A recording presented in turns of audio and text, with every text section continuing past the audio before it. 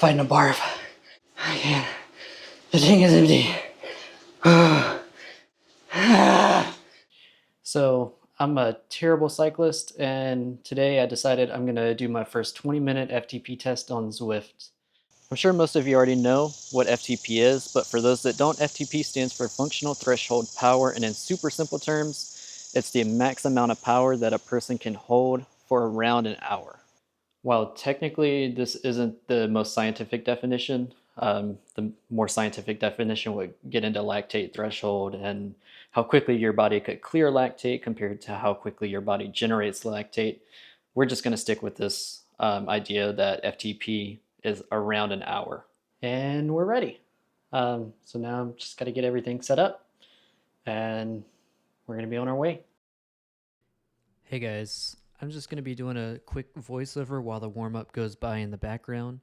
For a little history on my cycling experience, I started back in 2023 when training for a sprint triathlon that I just signed up for on a whim.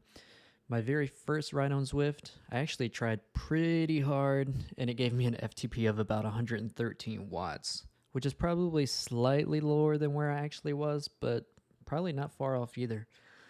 A little while later, in October that year, I did my first ramp test and officially scored a 131. Since then, I've been pretty on and off with some injuries mixed in, so I've never really trained seriously or focused on building my power up. That's what I'm trying to change now. This FTP test is going to be my baseline to see where I'm at and track progress for the future. Let's see how it goes. Yeah, man, this is already hard. I know this is meant to kind of drain you a little bit before the 20-minute free ride, but sheesh. I've still got 200 for 2 minutes after this. And 200 for 2 minutes. Heart rate's already 170 pretty much. That's nice.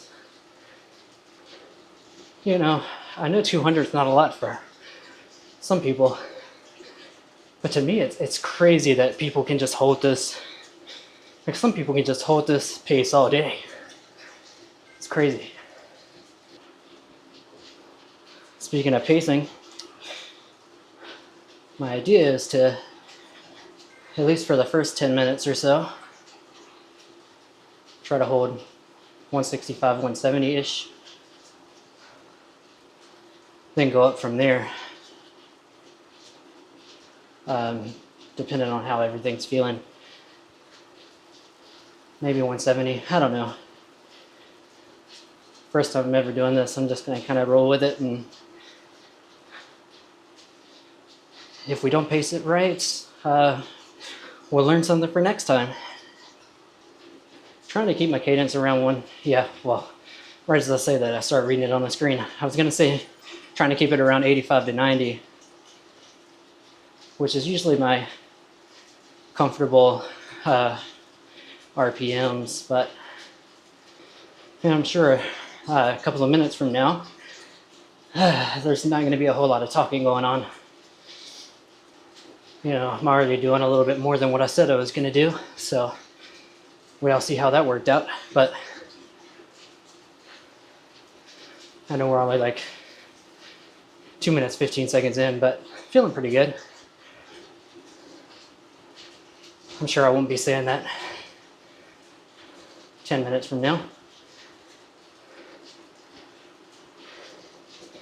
But you just don't listen to the legs, right? You're right.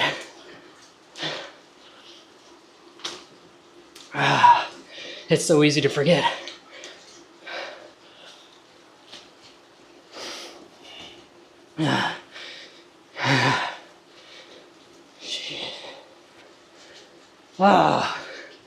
Halfway. Felt like a long time, dude. I was at 3/6. I mean, 3/5 of the way.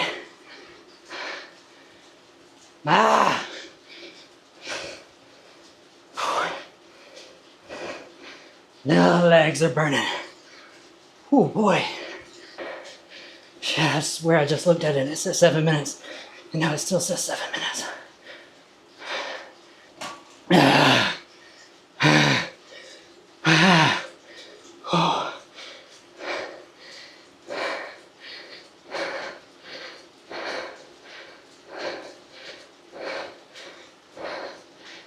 Oh man, I'm losing it. Come on.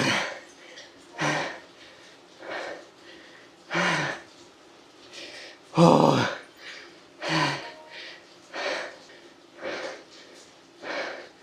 I can't. The tank is empty. Oh.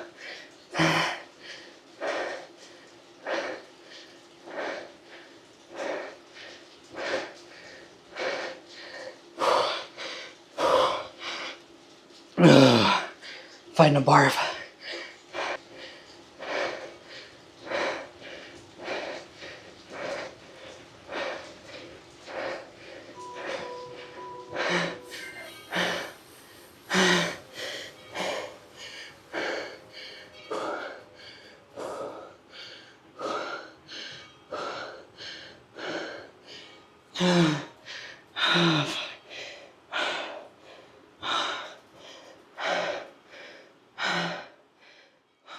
So yeah, that was definitely quite a bit harder than the ramp test I did a couple of years ago, but I'm pretty happy with the result, 181.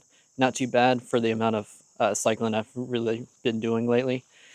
So with that, I'll plug that in and maybe get a plan, follow that for a little bit and see how that goes. So yeah, if there's anything else you guys would like to see from me, whether it be real life rides, Zwift challenges, races, anything like that, let me know and I'll see what I can do.